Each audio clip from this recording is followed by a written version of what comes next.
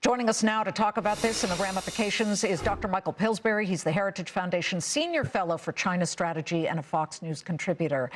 Michael, the concern back on Liberation Day, when President Trump imposed tariffs on our closest allies, including Canada, was the unintended consequence of pushing our allies into the arms of our rivals. Is that chicken coming home to roost with this Canada-China deal? Well, it's a possibility, but I think, Liz, what's really happening is the Canadian Prime Minister is playing with fire. He's essentially taunting President Trump that I'm not going to help you with the new order you want. I'm going to make my own deal with China. And President Trump, I think, was quite a statesman about this. Trump quite quickly said, I don't oppose, it's a good, if he can get a good deal with China, fine, go ahead. I think this double meaning President Trump has there, Liz, is that China doesn't always implement or honor its trade agreements. So it's a bit naive of the Prime Minister of Canada to try to make his own deal without coordination with the United States. He's probably just going to be taken to the cleaners and embarrassed in front of the voters. That's my own forecast. He shouldn't be taunting President Trump this way. They should be dealing with China together. And the Prime Minister of Canada should be helping his own interest. The 75% of Canada's exports, as you know very well, go to America. So we need to kind of rethink on the part of the Canadian Prime Minister, I think, before he finds himself punished severely by President Trump. A couple of things here. You're right. The Chinese do not adhere to promises that they make. 100%. That is so obvious. However, I think the word taunting, saying that Mark Carney is taunting the president, some would say, Michael, that it's his only way he sees out. He has tried to strike deals with the president, who keeps saying, oh, maybe we could buy Canada. I mean, that's, when you're sitting there and you're hosting a world leader in the Oval Office, as President Trump did Mark Carney, and making that, quote, joke, I mean, what is he supposed to do? And he's really come up against many walls when it comes to the United States. So therefore, some would argue he just went where he could turn. I mean, the Wall Street Journal has an op-ed today in it. The headline is Trump's lesson in how to turn U.S. allies into China's friends.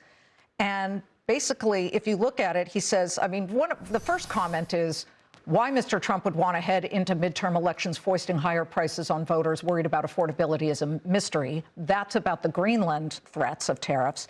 But then they say the sad irony is that China and Russia may be the biggest winners, though Mr. Trump justifies his Greenland necessity in the name of deterring both. Canada's prime minister bent the knee to Xi Jinping this past week, and Britain's prime minister is heading there this month. The EU and South American countries have struck a big free trade pact. Again, perhaps they are being forced into this by President Trump's constantly shifting tariff threats.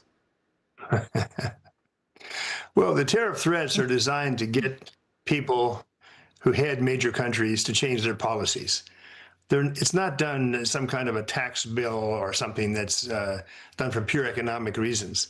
And frankly, what President Trump would like is more cooperation from other powers, especially Canada, in dealing with tariff and trade issues. But he got that with the United Kingdom. They just struck a deal that was to much fanfare, making a huge deal of that. And the UK Parliament was expected, I think, in the next couple of days to approve it. And now he threatens them with the rest of those European Union countries. Of course, the UK is not a member of the EU now, but with new tariffs of 10% to 25%, because he has this new idea about Greenland.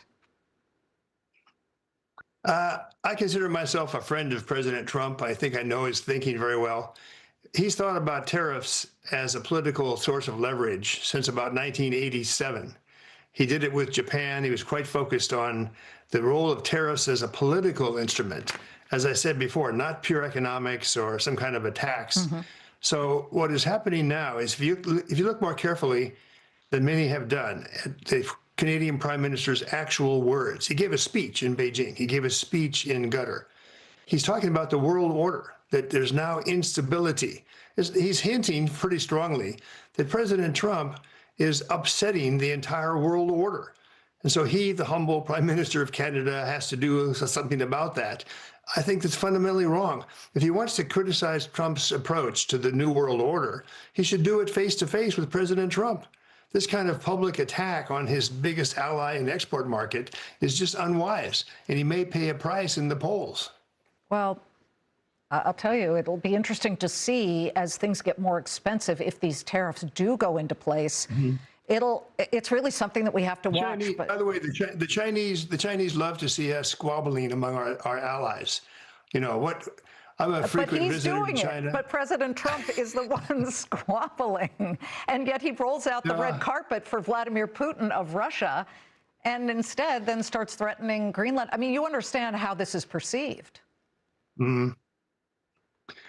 I think at the end of another year or two, we're going to see some real accomplishments by Trump, and people will look back and see, oh my God, he applied leverage very cleverly to get these agreements. We didn't see it at the time. What we saw is the rhetoric and who's getting along, and the Wall Street Journal, you know, saying you're turning off your allies. Trump wants to get results. If you look at his career in New York, he was focused on results. The bottom line, how you get there is you use leverage. So that's what we're seeing today. I hope to see you again, Liz, in 2 years and talk about this. Oh, sooner than that, my friend. You know I got a brain crush on you, Michael. My dear Michael Pillsbury, thank you so much for coming on.